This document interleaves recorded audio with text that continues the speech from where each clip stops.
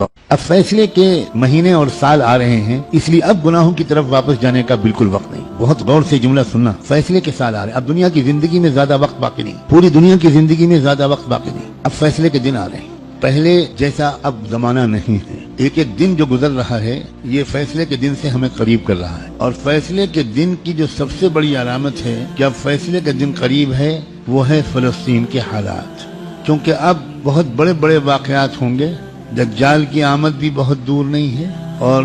حضرت عیسیٰ کی آمد بھی بہت دور نہیں ہے، اور امام مہدی کی آمد بھی بہت دور ہے۔ اب مسئلہ یہ ہے کہ اگر اب بھی ہم گناہوں کی زندگی میں لگے تو ہمیں اللہ دجال کے ساتھ کھڑا کر دے گا، توبہ کی توفیق بھی ہم سے چھین لے گا، حضرت امام مہدی کے دشمنوں کے لشکر میں ہم کھڑے ہوں گے۔ اب یہ دیکھو، یہ وہ وقت ہے، کچھ پتہ نہیں کس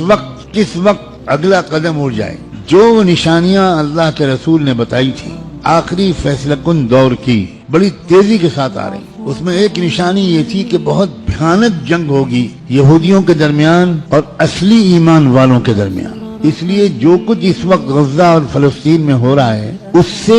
ہر ایمان والے کا ایمان ہزاروں گنا ہر منٹ میں بڑھنا چاہیے،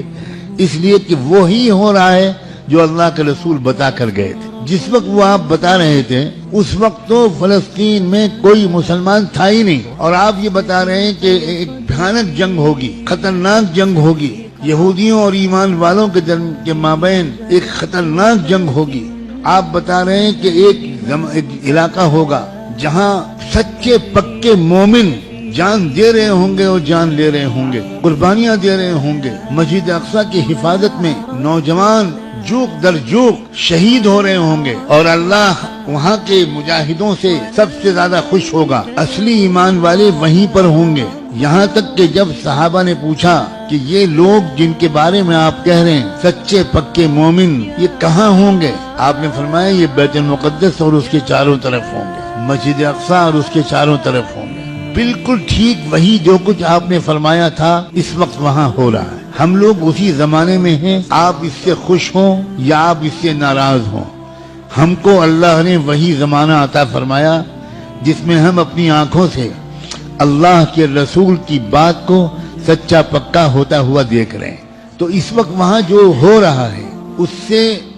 ہر لمحے ایمان کو بڑھنا چاہیے ہمارے، یہ ہمارا ایمان کی مضبوطی کے وجہ۔ لوگ الٹا سمجھ رہے ہیں، یہ جو کچھ وہاں پر ہو رہا ہے اس سے خوف اس کے دل میں آ رہا ہے جو سمجھا ہوا نہیں ہے، ڈر وہ رہا ہے جو سمجھا ہوا نہیں ہے، لیکن جو سمجھا ہوا ہے قرآن و حدیث کو، اللہ کے رسول کی باتوں کو، وہ یہ کہہ رہا ہے کہ یہی تو وہ فرمایا تھا اللہ کے رسول نے، جو ہو رہا ہے وہی ہو رہا ہے جو اللہ کے رسول فرما کر گئے تھے۔ اس کا مطلب یہ ہے کہ آپ کی نبوت برحق ہے، آپ سچے رسول ہیں۔ آپ نے اس وقت یہ فرمایا تھا جب اس کے کوئی آثار نہیں تھے، اب آپ نے جو آئندہ کے بارے میں فرمایا تھا کہ جو ہوگا، جب وہ ہو رہا ہے اور پچھلے 6 مہینے سے ہو رہا ہے، بلکہ پچھلے 75 سال سے ہو رہا ہے، جو اللہ کے رسول بتا کر گئے تھے، تو اس کے بعد میں جو ہوگا اس مقابلے کا آخری انجام، اس کے بارے میں اللہ کے رسول نے جو کچھ فرمایا وہ بھی یقیناً ہو کر رہے گا۔ اور وہ کیا ہوگا؟